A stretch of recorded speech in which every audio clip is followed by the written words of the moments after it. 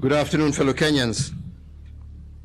On the 27th of March this year, we announced a nationwide dawn to dusk curfew. And then again on the 5th of April, we augmented this by announcing the cessation of movement into and out of a number of counties. That due to the evolving nature of the disease globally, international travel restrictions are hereby extended.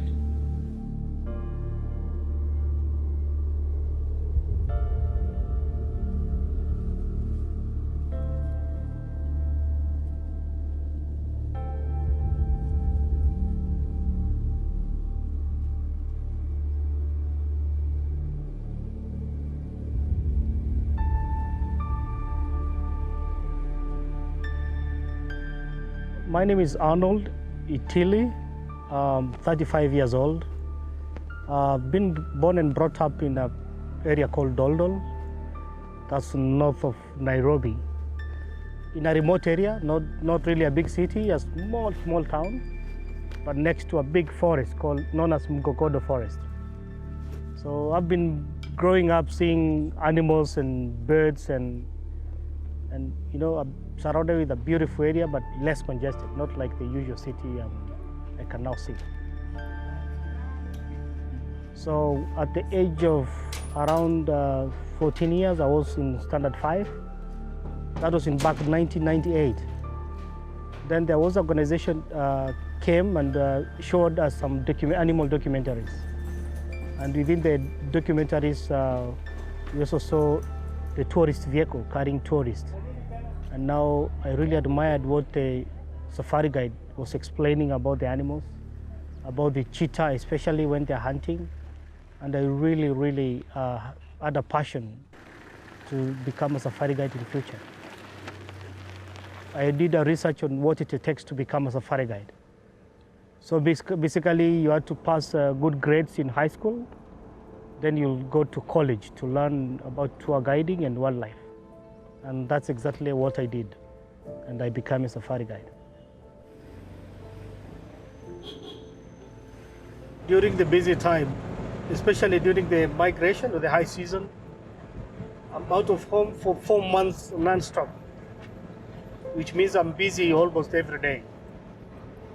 Especially for me, having specialized in photography safari. The COVID had come and shut everything down, like everybody's home for now.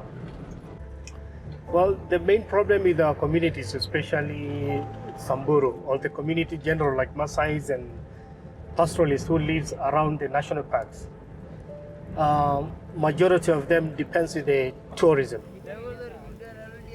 I being one of them, we got our immediate jobs around the villages we live, like immediate parks. Another thing, when tourists come, a lot of them, they like visiting the nearby villages just to have some cultural experience, to see their lifestyle of the Maasai and Samburu, and now that's also is cut off. What I do like about Samburu and what makes Samburu one of the special, especially tourism destination, is the culture. The people of Samburu, they are beautiful, friendly, and also nature friendly for conservation. It's a beautiful place also to watch elephants up close. The elephants in Samburu are super friendly. To watch them, to stay with them, to watch their behavior, especially when they are swimming the greater Uaso River.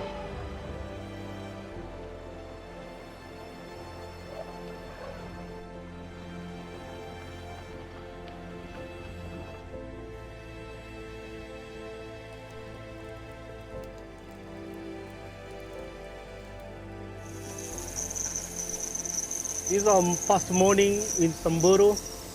We are heading to Umoja Women village in Samburu.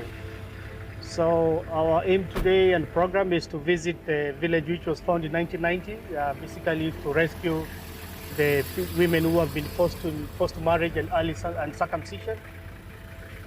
So we are distributing foodstuffs from donations because the women have been literally depending on tourism. My name is Rebecca Lolosoli. I'm the matriarch of Umoja Uaso Women's Village. We started Umoja in 1990.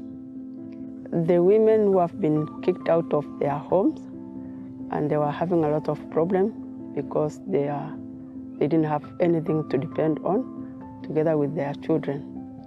And the children have been dying because of the problem, because of the diseases, cholera, marasmus, malaria. So a lot of problem, and many women died because of the problem. And that's what made us to come and start Umoja.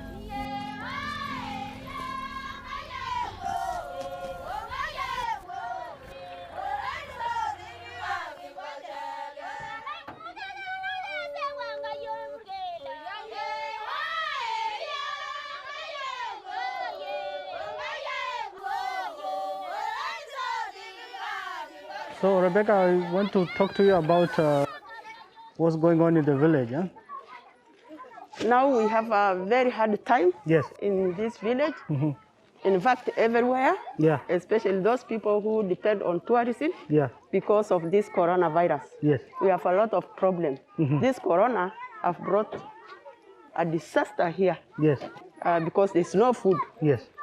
And even you can't go to the center because also of the police are arresting people. Yeah. If you don't have mask, Yeah. you'll be arrested. Yes. And even you don't go to the market because you have nothing to go and buy food Yes. with.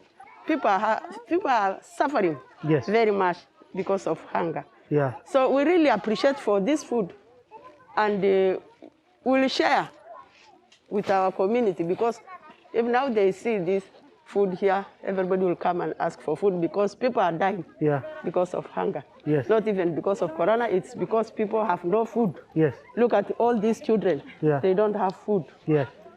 Corona, which even we don't know which kind of an animal is this one, called corona, because we just had corona is disease which is killing, and you cough, you sneeze, and die. So Rebecca, considering your stay away from the city, how did you get this information about corona? In fact, we didn't have that awareness Yes. of coronavirus.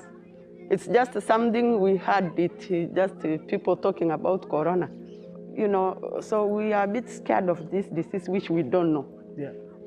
So even your child, when it's cough, hi, where did you get that cough from? Yeah. Nowadays, coughing is not normal, Yeah. and it's always normal. Yeah. And we had, if somebody cough, that's the way you get. Yeah. In Umoja, that's the only thing always we depend on. It's tourism. We didn't know something else. So this is now our jewelry. Yes. This is what we depend on. This is our life. We make our jewelry and we sell to the tourists to get food. Yes. So we have no tourists now coming. So we have nowhere to sell now our jewelry. Yes. And that's why we have a lot of problems because of coronavirus. Yeah. You know, with Samburu, we really like livestock. But as women, you know, we cannot go for pastures, we can take. And also, we used to have livestock before, but they were raided. So that one also made us a bit scared of having livestock as women. And you know, our children are going to school. Our boys are not to people to go and raid or to revenge, and we don't even want that, because also we are, on the other side, we are the women who are trying to keep peace. And farming here is not doing well.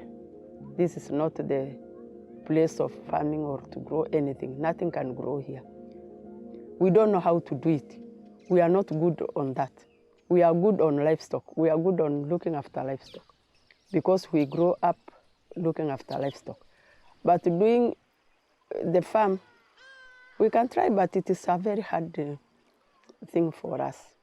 I don't know what we can do with that one, because it is something we don't know how to do it. Speaking about alternative source of livelihood apart from tourism, it's kind of a challenge for them because the few people I've met, they got even no idea on what to do next. Absolutely no idea.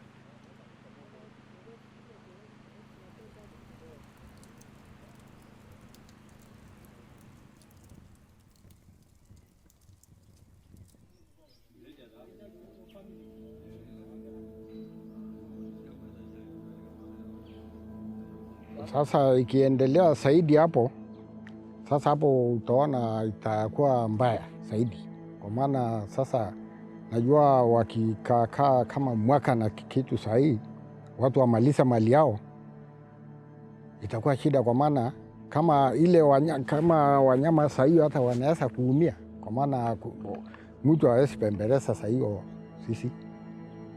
Sasa watu wataanza kukosana, kwa maana sisi hatuwezi kubali watu wakule hii wanyama, na pengine kama wao wameanza kumaliza machakula yao, naona wataingia ndani ya wanyama, itakuwa watu waishi itakuwa wengi, kwa maana watu watakuwa wametumia ile pesa ile kidogo walikuwa naye, sasa inakuwa inaisha tu.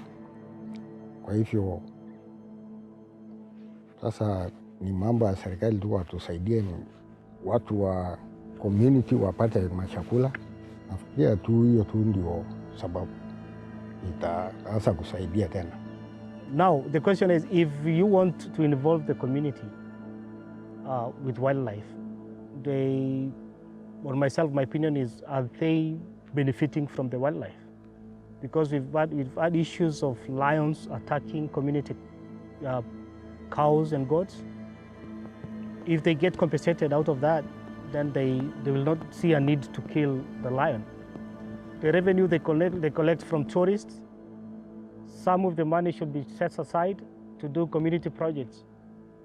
Dig boreholes for them, provide water, clean water, build school for them, sponsor the children, the brightest children, even to higher education. So all the community will definitely support the wildlife. Mambo ya tourism ni watu ya maana sana, watu ya maana. Ile kitu inatakikana ile sisi tujue sasa, sisi wenyewe tujifunze mambo ya tourism wa hapa kwetu,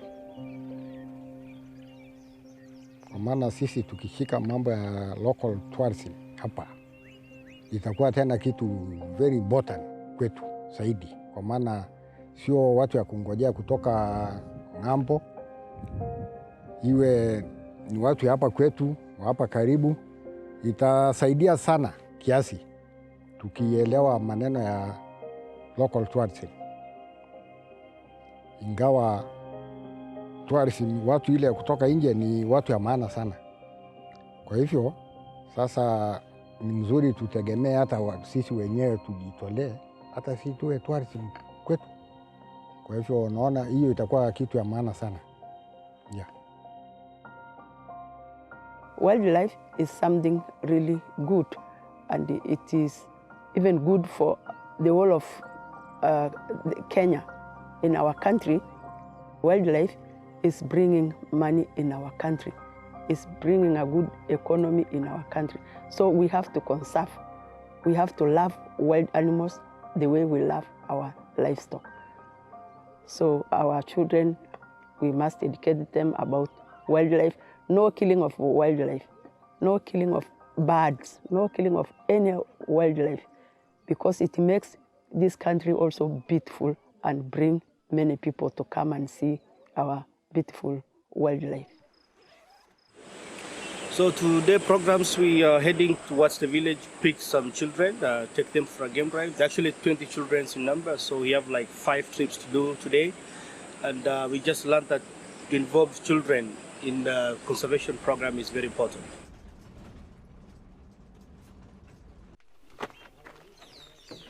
One of the things that we are doing actually as a board is to try and get our kids to have an interest in their own country and in the main in the dynamics that define who we are.